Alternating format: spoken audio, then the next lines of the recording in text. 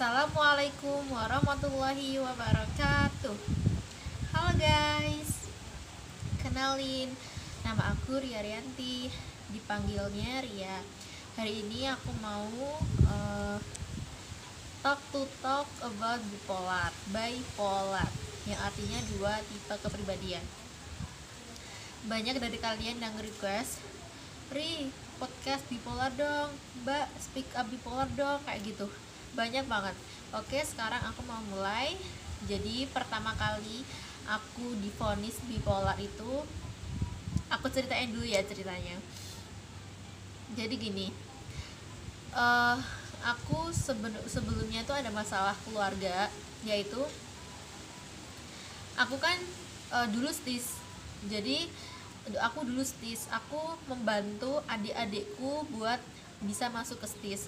Jadi awalnya tuh aku memfotokopikan buku SPMB STISku untuk adik-adik tingkatku, untuk teman-temanku yang mau masuk STIS 62. Karena tahun ini STIS tidak mengeluarkan buku SPMB dari Kopma, dari bimbel itu nggak mengeluarkan. Jadi aku memfotokopikan bukuku, tapi uangnya uangnya nanti dibayarin ke aku gitu. Nah, awalnya tuh aku udah nunggu lama banget memfotokopiin buku itu, dan terus aku nggak bawa uang, soalnya totalnya tuh 600-an ribu. Jadi per buku tuh mahal banget kan. Ya udah, terus aku pulang tuh tujuannya minta ke ibu aku buat bayarin dulu, nanti temanku kalau udah bayarin ke aku kembaliin. Tapi ibu aku malahan diambil besok aja deh, diambil besok. Tapi aku kekeh diambil malam ini gitu loh, diambil malam ini aja, soalnya besoknya itu aku mau ketemuan sama Dito, mau jogging bareng, sama mau ngasihin buku SPMB aku yang asli ke Dito gitu. Jadi pokoknya malam ini, kalau nggak mau gitu kan aku. Terus ya udah deh, akhirnya terjadi pertengkaran. Pokoknya sekarang mungkin kata-kataku keras ya terdengarnya. Kakakku yang laki-laki, yaitu Mas Surya, itu mungkin dia salah paham tentang kata-kataku tadi. Terus kan aku duduk di kursi, terus tiba-tiba tuh aku dipukul, kepala aku ditembak sampai, ya Allah, aku langsung nangis. Terus aku bilang gini, Mas Surya, kenapa kamu mukulin aku? Kan aku nggak salah apa-apa, aku nggak ada urusan sama kamu, aku gitu kan. Tapi dia tuh malah, lah kamu bicara kasar sama ibu, nggak kasihan sama ibu. Padahal tuh nadaku tuh kalau bicara emang tinggi gitu loh, nggak bisa nada yang pelan-pelan gitu. Ya udah, aku nangis kan. Ya udah, semuanya malah bertengkar. Malah Mas Surya ngatain ke aku kata-kata kasar, dan aku balikin kata-kata kasar itu ke dia. Terus dia malah tambah ngejokin aku mulu. Ya udah, akhirnya terjadi pertengkaran yang amat sangat hebat. Terus akhirnya ya udah, aku kabur dari rumah. Aku udah bawa pakaianku ke di tas. Aku nggak tahu mau kabur di mana, mau kabur di rumahnya saudaraku atau rumahnya temanku, aku nggak tahu. Oke, terusan akhirnya aku memutuskan untuk kabur ke rumahnya Azizah. Jadi aku ngungsi ke rumahnya dia. Jadi aku jalan loh dari Ngemplak sampai Wanukembang, itu tuh jaraknya jauh, sekitar 3 km, jauh loh itu. Ya udah, aku kesana jalan kaki malam-malam jam 12 guys, malam-malam jam 12 aku jalan kaki ke Wanukembang. Gila nggak sih? Ya udah, terus langsung aku nangis sama Aziza sama Busuah.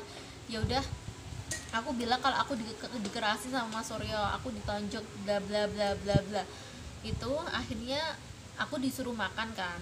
Aku awalnya kok disuruh makan ya, padahal udah malam gitu. Tapi emang aku dari malam belum makan, karena aku kan waktuku untuk memfotokopikan buku tadi, jadi lama banget, jadi belum sempet makan. Ya udah, aku digorengin telur, terus suruh makan sama nasi. Dan terus Bu Suah tuh ngeluarin obat. Nah, itu obatku pas kontrol di rumah sakit jiwa itu, ya minum obat. Terus gitu kan. Terus loh, Bu, kok dapat obatnya dari mana? Terus Bu Suah, ibunya Azizah itu bilang gini, tadi ibu kesini sama bapak diam-diam ngasih obat ini buat kamu biar kamu mau minum gitu kan. Terus oh jadi tadi ibu kesini bu. Terus aku bilang gitu kan, iya ibu tadi kesini ya. Jadi ibu aku udah tahu dong kalau aku kaburnya di situ. Ya udahlah nggak apa-apa. Terus ya udah aku minum obatnya. Dan esok harinya aku dikontrolin ke rumah sakit jiwa, dikontrolin kan. Terus ya aku nyeritain ada masalah keluarga gitu, kakakku kekerasan sama aku sampai aku mau mati ya. Sumpah kepalaku saat itu pusing banget ditonjokin mulu. Aku cerita ke psikiater, cerita ke psikolog kalau aku dikerasin sama kakakku sendiri sampai mau mati aku gitu kan. Ya udah, terus akhirnya aku diputuskan mau milih pulang ke rumah apa nginep di rumah sakit ini. Aku bilang nggak dua-duanya dok, saya mau tinggal di rumah teman saya aja sementara gitu kan sampai keadaannya membaik. Lah malah terus kan aku dipasangin gelang gitu, aku dipasangin gelang rumah sakit jiwa Ria Rianti gitu kan. Duh dok, saya rawat inap nih dok. Iya, biar kamu tenang dulu, biar gak keganggu sama keluargamu gitu kan. Ya ampun, aku sedih banget dong. Aku ya Allah, aku nggak pernah ngebayangin aku masuk rumah sakit jiwa gitu loh di usiaku yang 19 tahun ini gitu. Ya udah akhirnya aku nginep di sana selama 10 hari. Di sana tuh enak, makanannya enak-enak. Aku juga punya teman namanya Mbak Mutmainah. Aku punya teman banyak di sana juga, walaupun orangnya agak agak miring-miring dikit lah. Ya itulah, kalian tahu sendiri masa sakit jiwa gimana. Ya udah akhirnya aku stay di sana. Terus pulang aku dijemput sama Mbak Erni sama Mas Bawin naik mobil. Ya udah aku pulang dan akhirnya aku pulang ke rumah kan. Terus kakakku Mas Surya itu akhirnya minta maaf sama aku, minta maaf karena udah nonjokin aku gitu. Nah itu kan mungkin emosiku memuncak ya, jadi aku ya kalau sedih banget, kalau senang banget itu bisa. Jadi kayak dua kepribadian gitu loh, kayak normal sama ya itu tadi bipolar yang di anxiety disorder. Jadi lebih ke emosi yang tak terkendali dan emosi terus memuncak sehingga dopamin sama serotoninnya tinggi gitu. Terus baru aja kemarin aku kontrol lagi di rumah sakit jiwa daerah Surakarta. Aku bilangnya gini, pertama, dok saya mau kuliah di STPN Jogja, itu adalah kuliah kedinasan. Kalau saya minum obatnya berhenti boleh gak dok? Aku bilang gitu kan. Terus dokternya bilang, lah gak boleh, kamu harus kontrol, kamu harus punya surat izin. Surat kontrolnya kamu kasih ke STPN, nanti izin 1 hari buat kontrol. Lah soalnya kedinasan itu dok, aturannya ketat banget. Aku bilang gitu. Terus jawabnya, gak boleh, bipolar itu bahaya. Kalau kamu gak kontrol seminggu aja, kamu gak minum obat, kamu bisa masuk rumah sakit lagi gitu. Ya ampun dok, jangan dong, aku gitu kan. Terus makanya gak apa-apa izin dulu, soalnya kamu gak boleh berhenti minum obat sebelum 5 tahun berturut-turut tanpa keluhan. Yaitu 5 tahun berturut-turut tanpa keluhan lo guys, ya ampun. Ya udah, terus beliau bilang, kamu tahu gak Albert Einstein itu seumur hidupnya minum obat bipolar karena dia punya masalah kejiwaan. Ya udah akhirnya, tapi kan dia sukses kan, dia berhasil menjadi profesor, menemukan sesuatu dan menjadi pintar, jenius gitu kan. Jadi kamu gak usah berkecil hati kalau kamu punya bipolar, gak apa-apa, karena orang yang punya bipolar itu juga bisa sukses, juga bisa pintar, juga bisa mendapatkan hal-hal yang diimpikannya gitu. Iya dok, terima kasih ya, nanti saya tanyakan kepada pihak STPN apakah saya boleh izin dan mencari jalan keluarnya gitu. Ya aku bilang gitu sih. Jadi ya udahlah, akhirnya aku ya manut aja gitu kalau mau kontrol. Tapi aku nggak tahu boleh apa enggaknya. Aku dan aku post status kan, itu percakapan aku sama psikiater waktu konsul, dan ada saran dari Riza